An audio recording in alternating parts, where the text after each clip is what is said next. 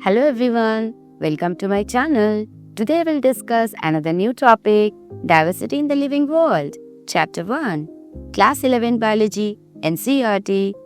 Before starting that, I will tell you one thing. If you need a quick revision of Diversity chapter, then you have to go through it. So let's get started. So what do we mean by the diversity? Why we need to study this? Diversity. Diversity means there are different kinds of organisms in our world. Full of living organisms. They are various shapes, size and forms. So diversity refers to the variety of living organisms on earth. So this is the meaning of diversity. Now why we need to study? Because if we not study this, we will face problem. We will face one challenge. So it is better to study the diversity. Now, around 1.7 to 1.8 million species have been described so far. Study of this diversity helps in identification, classification, and understanding evolutionary relationship. Next, biodiversity, or we can say that biological diversity.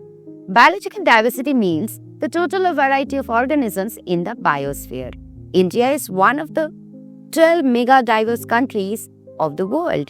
Biodiversity is influenced by climate, habitat, and evolution, essential for maintaining ecological balance. So is it interesting or not? India is one of the 12 mega diverse countries of the world. Now why you need to study the classification?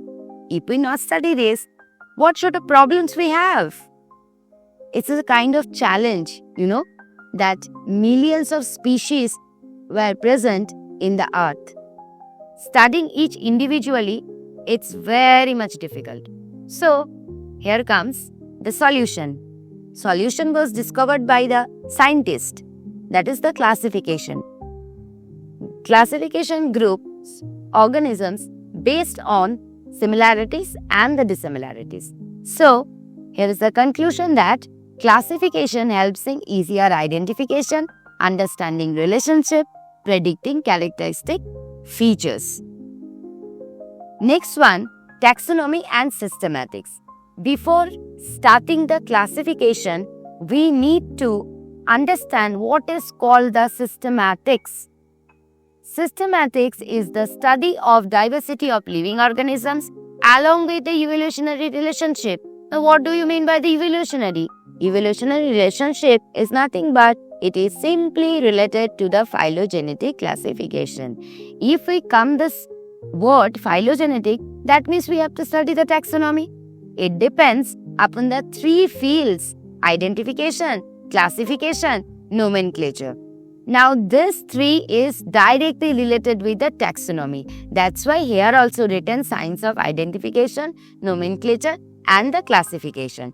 Now, this taxonomy, the word first coined by A.P.D. Candolle in his book. What is the name of the book? Theorie Élémentaire de la Botanique. But the father of taxonomy is Carolus Linnaeus. Now, binomial nomenclature. Binomial nomenclature, bi means what? Two. Each organism has two names. Two names means one is genus, another one is the species. Species name always should be written in small letter, whereas genus name always should be written first letter in the capitalized form. Now, this binomial nomenclature was introduced by Carolus Linnaeus in the year of 1953, as it is shown here in his book Species Plantarum, first introduced by Gaspard Bauhin in the year of 1623. So first introduced by Gaspard Bauhin, next Carolus Linnaeus. Now I'll show you one example, that is Homo sapiens. As I told you, two names, one genus name, another one is species name. So here was, see, Homo is the genus name, Homo sapiens. Sapiens is the species name. Now this rule is given by ICZN. What do we mean by that? International Code of Zoological Nomenclature. Whereas ICBN, International Code of Botanical Nomenclature. This too is very much important. Next one, binomial nomenclature rules. How to write the names of the organisms, scientific names basically. The Latin language is used. Each organism has two words, genus and species. First letter of genus is written in capital letter. Species starts with small letter. Name should be printed in italics. If handwritten, then should be separately underlined. Name of the author should be written as abbreviated form. This is the rules. Now I'll show you example. Two names, Mangifera indica. This is the genus name, so capitalized form. Species name, so that small letter. Next, LINN lean. What do we mean by that? This is the author name. Author name should be written as abbreviated form. Now, it is written in the italic form. If handwritten, should be separated, underlined. Very much important, you have to learn it. Next one, trinomial nomenclature. Trinomial nomenclature, it's the name of the subspecies or the varieties can be mentioned by the third word. Third word means what? See the example. Brassica oleracea botrytis. First introduced by Lamarck. This trinomial nomenclature was introduced by Lamarck. So here, third word is used. Brassica oleracea botrytis. Next one, taxonomic categories, or we can say that taxonomy. Hierarchy of classification from broad to specific. Broad to specific means that it is come in the descending order. See, I have given here one arrow. That means it is come in descending order. First is the bigger one, then slowly comes to the smaller one. Hierarchy. So this is written as the classification format. This is called the hierarchy of the classification. Now each one denoted as individual category, or we can say that unit of classification, or we can say that the taxon. Category is a part of overall taxonomic arrangement. All categories, that means individual categories are there, individual unit, individual taxon. All the categories together form the taxonomic hierarchy. First introduced by Linnaeus in the year of 1751 in his book Systema Naturae. So, two books you have to learn. One is the Species Plantarum. Why you have to learn Species Plantarum? For the binomial nomenclature. And another one is the taxonomic categories. First introduced by Linnaeus, and it is given in the book Systema Naturae. So, two book name you should learn. Next one, taxonomical classification. So, you can understand by this example better. So, this is she. See here, human. Scientific name is Homo sapiens. Now, we have to occupy the domain Eukarya. Next, our kingdom is Animalia. Here is the phylum. Why phylum? In case of animal, phylum should be written. And in case of plant, see here, in case of plant, division. That's why I have written here division. Next one, class. So, phylum is our chordata. Class is Mammalia. Order, primates. Family, hominid. Genus, Homo, species, sapiens. So, human scientific name is Homo sapiens. So, this is the taxonomical classification. Also, you can know that taxonomical hierarchy. Next one, taxonomical aids, tools used to study, identify and classify the organism. First one is the herbarium.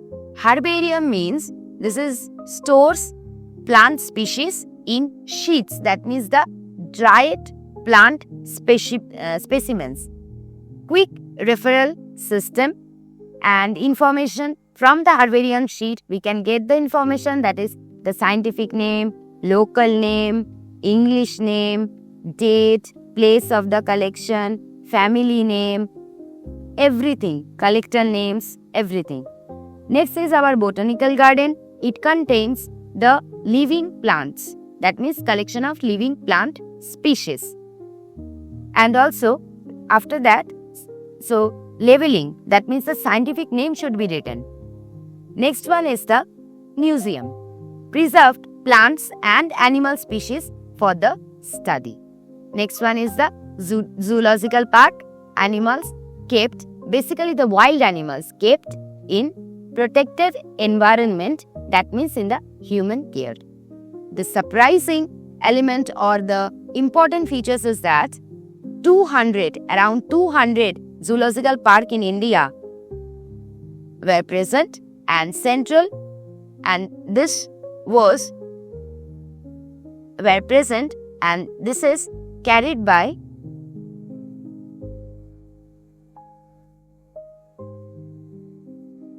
this was managed by the Central Zoo Authority of India. Next one, the keys. Keys is another important features based on the similarities and the dissimilarities, and it is used for identification and contrasting character written in pairs. Pairs means couplet.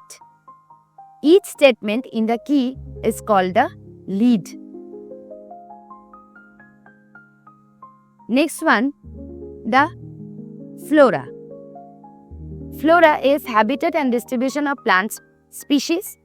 Fauna, habitat and distribution of animal species. And the monograph, information on any one taxon. Manuals and catalog, information on species found in an area. So now, the largest herbarium and the botanical garden. These are the names. Largest herbarium of the world, Royal Botanic Garden, Kew, England. Largest Indian and Asian herbarium, Indian Botanical Garden, Kolkata. Largest botanical garden of Asia, Indian Botanical Garden, Shibpur, Kolkata. First established botanical garden is Pisa Botanical Garden, Italy. NBRI, what is the full form of this? National Botanical Research Institute, Lucknow. So, we need to conserve our diversity because biodiversity faces threats from habitat loss, pollution and overexploitation. So, conservation is very much important. So, there are two types of conservation. One is in situ, another one is ex situ. In situ means within natural habitat. That means the example of in situ is national parks, sanctuaries, whereas ex situ means outside natural habitat. Example is zoos, seed banks and the botanical gardens. Next is the conclusion or the summary. Summary is that living organisms show immense diversity, classification organized knowledge systematically, taxonomy and the systematic trace the evolutionary relationship. Biodiversity conservation is essential for sustainable life and the development. So, conclusion is that diversity is the signature of life on earth. Are you agree or not? Comment it. Next one is two important questions. So you can give the answer in the comment section. The term taxonomy refers to and the basic unit of classification in the hierarchy. system of taxonomy is. So, thank you.